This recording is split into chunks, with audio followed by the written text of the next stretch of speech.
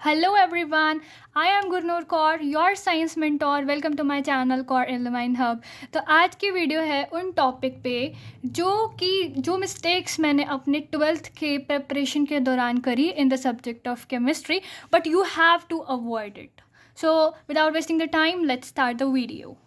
तो सबसे पहला पॉइंट है कि आपको NCERT के किसी भी टॉपिक को अंडर एस्टिमेट नहीं करना है. जैसे कि मैं आपको अपने बोर्ड एग्ज़ाम का 9th क्वेश्चन दिखाती हूँ.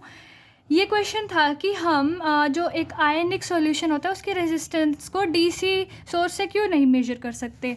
जब मैंने ये टॉपिक पढ़ा था ना, तो मैंने क्या देखा था, इसकी एनिमेशन वीडियो थी, बहुत मस्त सी. टीचर ने काफ़ी अच्छा हर एक पॉइंट को एक्सप्लेन कर दिया था. I was like it's not needed to read it, क्योंकि इतना ज़्यादा ये PYQs में भी रिपीट होता हुआ मुझे नहीं दिखा था. तो यहाँ से डायरेक्ट NCERT की लाइन सेम टू सेम उठ के आई है. This was the first mistake. आपको भी किसी लाइन को अंडर एस्टिमेट नहीं करना है.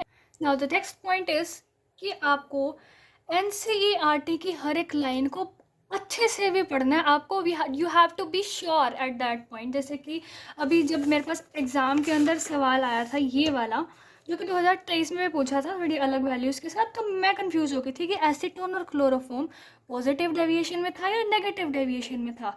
ये मैंने 1000 बार ये सवाल पढ़ा. यही वाला क्वेश्चन मेरे UTs में भी आया, but I skipped in the tension.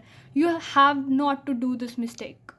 इसके अंदर जो भी एग्जांपल्स होते हैं ना, जैसे NCERT हमें देता है, जैसे क्लोरोफॉर्म और एसीटोन, फिनोल और एनिलीन, इथेनॉल और एसीटोन, ये सब मैंने अलग से लिखे भी हुए थे और इसको मैं 1000 बार रिवाइज भी कर चुकी थी. But still I did the mistake. But fortunately मेरा तुक्का सही निकल गया. आपको रिस्क नहीं लेना है. लेकिन third thing I would like to say you कि आपको ना स्टार्टिंग का जो इनिशियल फेज़ होता है ना, जो आपका ये चल रहा है, जो कि आप लगा लो अक्टूबर तक, सितंबर तक आपको जो सिलेबस कंप्लीट करने वाला फेज़ होता है, उसके अंदर आपको सिर्फ NCERT पे फोकस करना होता है. ठीक है. बहुत बच्चे क्या करते हैं, इंक्लूडिंग मी, मैंने भी यही काम किया था कि NCERT का क्या किया, जो सॉल्ड एग्जाम्पल थे उसके साथ साथ जो थोड़े से इन टेक्स्ट क्वेश्चन होते हैं ना, जैसे अनसोल्ड है, ये कर ली एंड देन आउटर सोर्सेज पे जाकर हम बहुत सारे क्वेश्चंस की प्रैक्टिस कर लेंगे and it will be all done. नहीं भाई, पहले तुम्हें NCERT को घोट के पीना है. NCERT के अंदर भी कम सवाल नहीं है.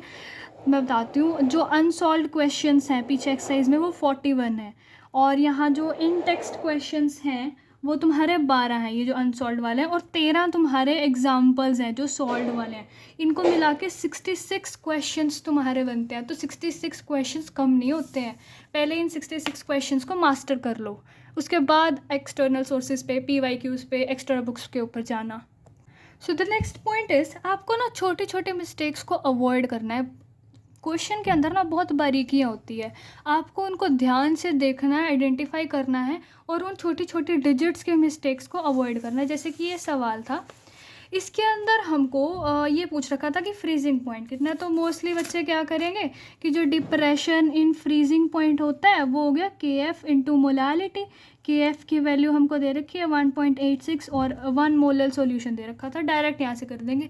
लेकिन नहीं भाई, उसने डिसोसिएशन भी तो बोला ना, यानी कि जो KCl था वो K पॉजिटिव और Cl नेगेटिव में टूटा होगा ना.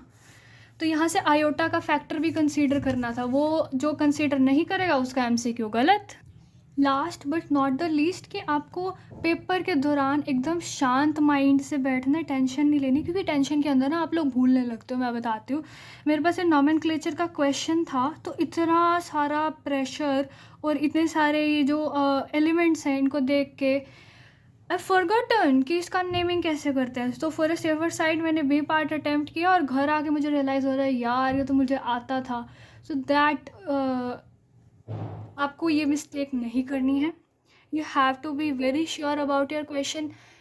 कामली, शांति से, आराम से अपना पेपर करो, बहुत टाइम होता है. So best of luck for your words. Bye bye.